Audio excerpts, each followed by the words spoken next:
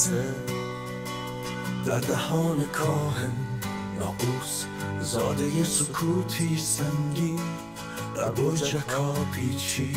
مرگ با لباسی رسمی، با موهای یخ زده و شمشیری از بلور، حاضر در میدان سر مرمرین مرموز، چشمان نقاب تماشاگران، مجسمه هایی با شریان مغز بسته بگه از ماچ تا پا، با چشمایی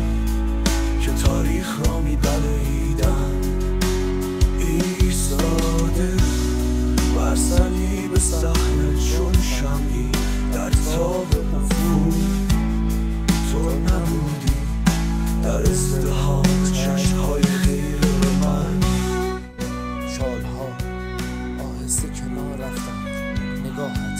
نخی رسید از ما تا من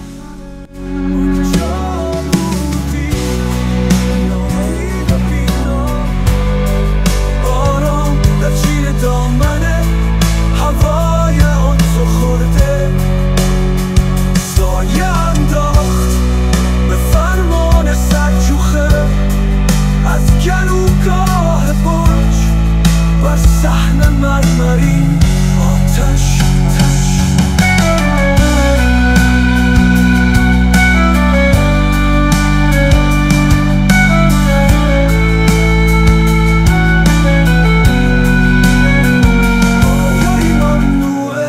نازل شد در نسخه‌های سوخته از مردی که به جای سقوط در خویش